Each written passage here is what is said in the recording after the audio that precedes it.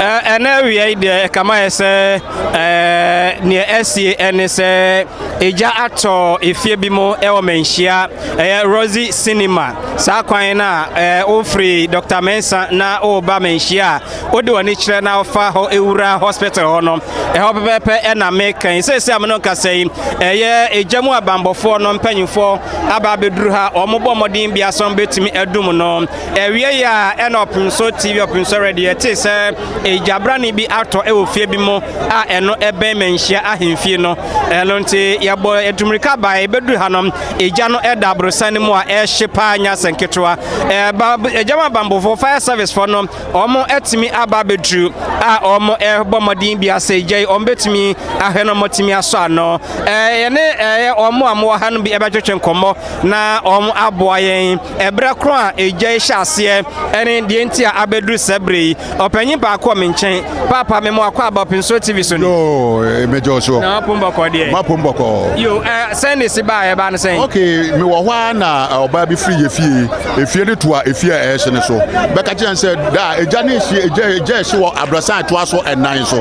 ana me dia me ka say me hwe me phone so hu fire service number ana me dia me ka tu moto call fire service wo Manhyia me ko du o mo se ka ni ho na me say de no mo frɛ airport ma na mo so mo frɛ airport enti yan hwe o manim kakra enti jale de ahye pa je say afa na Manhyia fo na ba beduru ha o mo ya yeso so a say enye yeye ka gusu ka so mo frɛ no da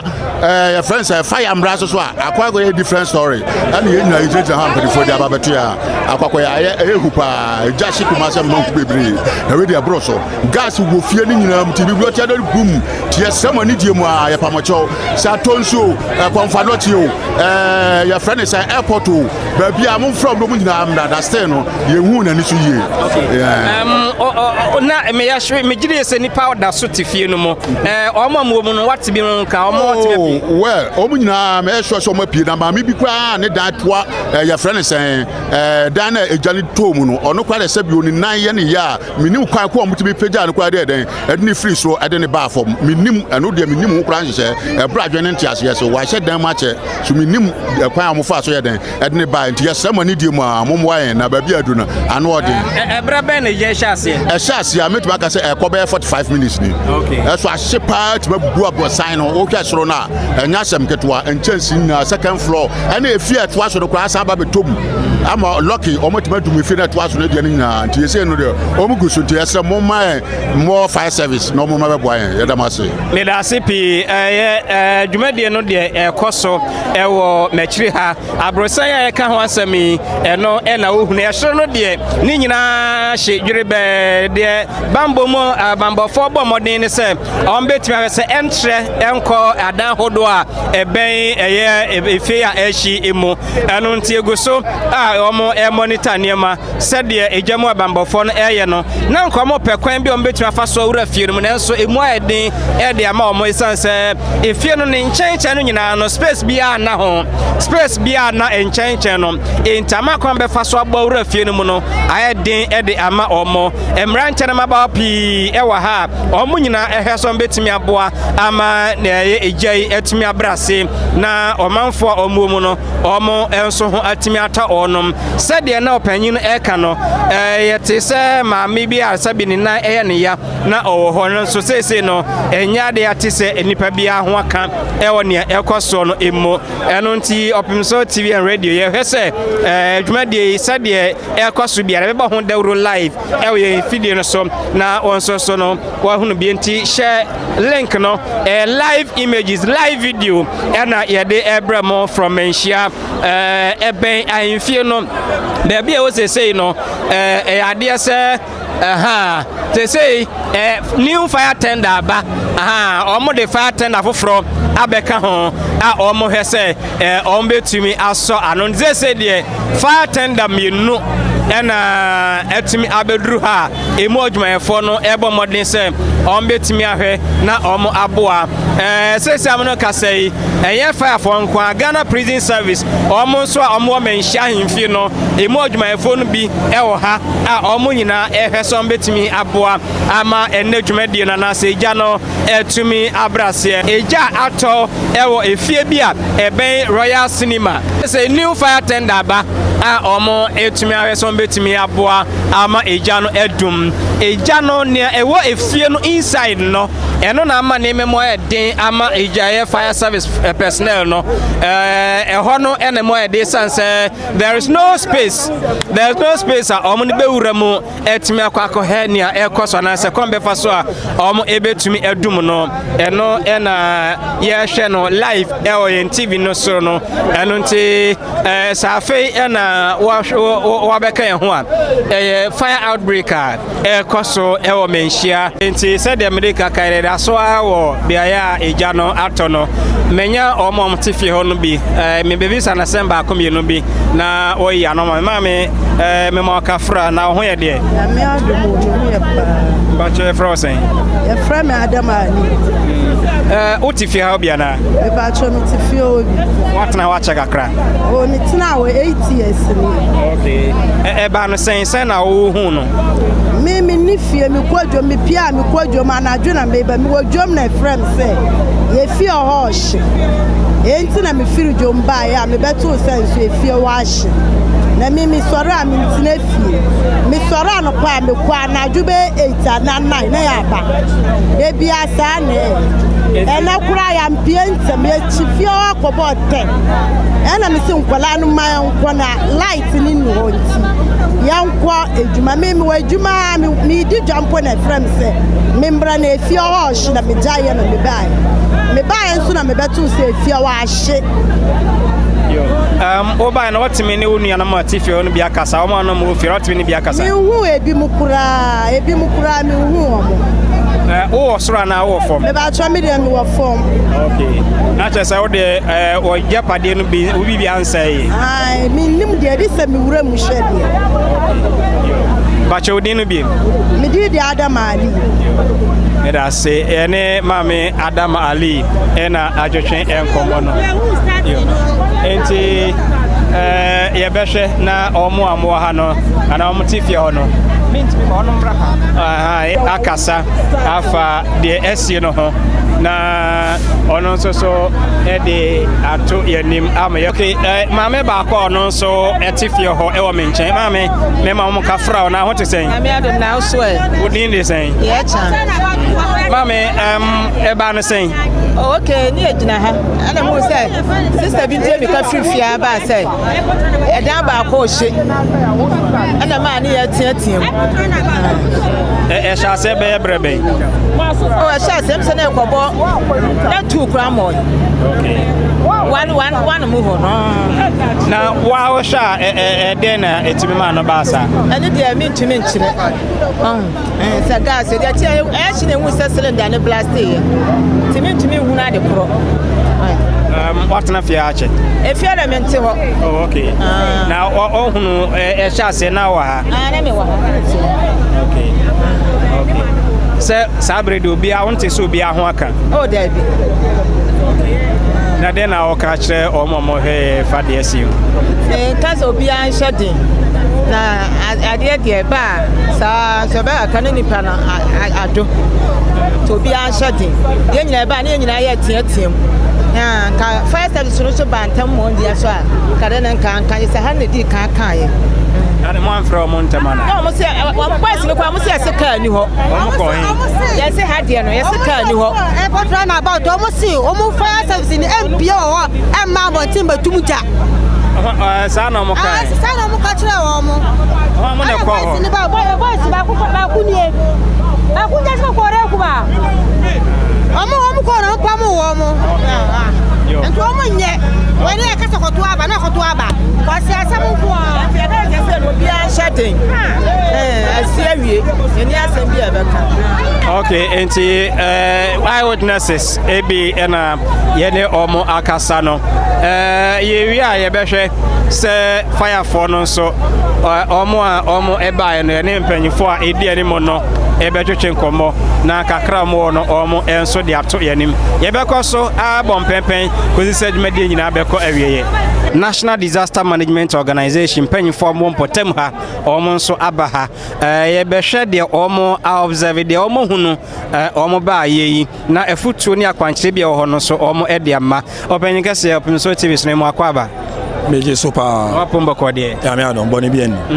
Mpacho udin no dibre. Pacho me din di Alhaji Mustafa. Okay. Me Manhyia district director. Okay. Na kure. Very very dangerous. Very very dangerous. E ba no na car ya wa ba ko pe. Maybe some mo say kan e free for mo siki free askore mampo. No kure me ba no ma wo se senior efie no no car ba ko de emboa. Enti e free regional and omodi car ba ko e buy e be count. So far there say no me say above from kakra. Okay. But still almost see this omo inside na omo hu there koso. Okay. Ma yenhwe ejamu atorenchem aba no say yi omo tifie ho no omo asetremu mo nso na mo hwe omo sane ma no so ya na te say ho asem kan te say say dey ba ye no senior still ejanu ofi o no yentimi ya assessment this am ebo enwumbre ye beba ene e china no pa enti about the assessment there ye be chro na dey akwa ma aban no say dey ba no yentimi nkahwe enti ye di ma aban no na ye hu dey be miam ye obetufo afa eye ajapade ho bambo ho esanse nipa bebre bibi se sira mu nim sa aban kora behwe aso mo ha nyina no ama wo mo enti o ye nadmo kwankyerefo mensni mu yi ede futu na wo ma omanfo efo mo japade ho de metimi aka ne se nokore bibi se esia obi a ne nsa eye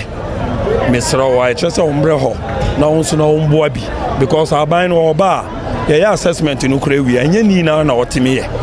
ebi anso obeye nso a ebe take it time be 2 to 3 months ansa na odi bibi aba and that the odi ba no anya ni na ebe so because o sha ifie we dey so nipa o mo fie no o mo do so aba be ni de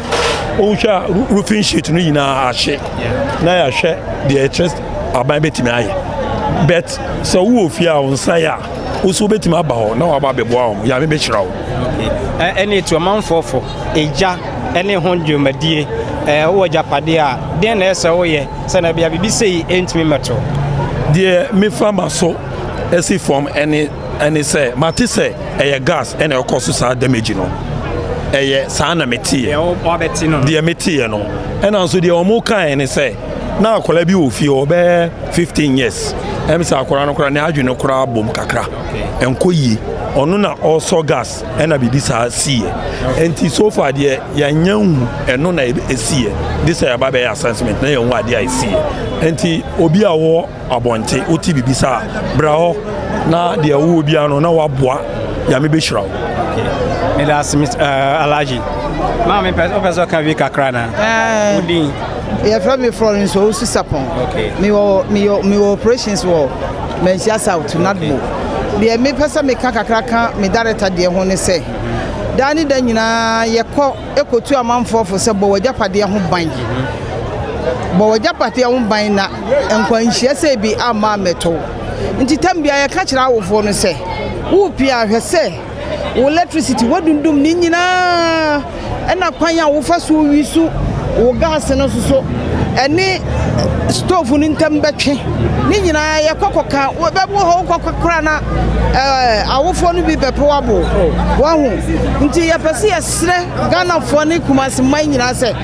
munkoso ammo mojapade ho man ban man na se basa no ya se obesi akosi wachi aban no bayan famu de nanso entimi nso wani sade wahwere wo no ma wodi mfie bebre apɛ no nti yesrɛ mo monkoso ammo mojapade ho ban na sa atoyire nkyem sei ama metomo ye ba ye fie na hyepa yesɛ ye huntimi nka hwe je sɛ nyame ya adoma eduru okira ye timi abehu ye asifie ho medas de medi kanka no new fire tender ba nenso ade ba ko a mehu no elise wo hwe fire tender esi ha yi a da bia ye ka o maka de ho adwo o ho asem zoom in kakra na hwe fire tender yi ultimo se na ho den kra so ate sabi enwisie pa efiri mu eba no enya sanketwa